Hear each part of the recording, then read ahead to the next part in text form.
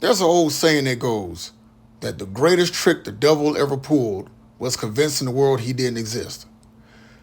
But the brown baldy says the dumbest mistake the devil could have ever made was trying to come back to life and walk this earth while Chuck Norris is still among us. You have to be one of the dumbest of all asses, whether you are human or not. It don't matter to think that you had a snowball's chance in hell of doing some evil shit, and Chuck Norris is still amongst us. Now, here's three things that I've noticed before I get into what this film is about.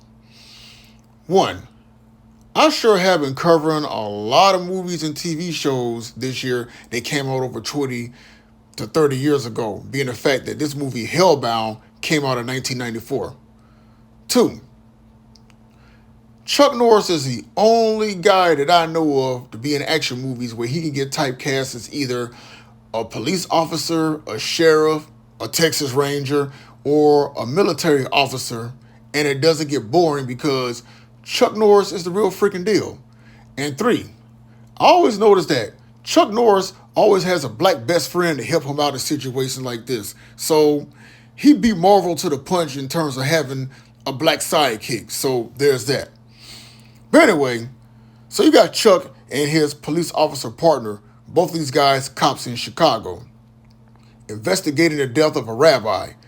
And of course, all trails lead to Israel, to where they find out that the devil's emissary, a guy known as Prosatanos, well, he was close to taking over the world years ago so dear old Satan could walk his little happy red jabroni ass all over the place, but he was stopped by King Richard back in the day. But unfortunately, come to the present time, you're going to have some archaeologists that poke their noses where they ain't got no business poking it, and Prosatanos comes back to life and starts killing everybody, trying to collect the 9 pieces of this scepter so the devil can walk the earth again. But sucks to be him, because Chuck Norris and his black best friend, fellow police officer, are hot on his trails, and they're going to kick his ass and save the world. You know why? Because it's Chuck freaking Norris. What else would you expect from a Chuck Norris movie? Never did I ever think in my lifetime that this is what I needed. Chuck Norris versus the devil, and that's pretty much a one-sided ass beating. And you know who is swinging the hands and the feet and the roundhouse kicks and that strong, masculine Chuck Norris beard. We all know who's winning that one. Oh, and another thing too.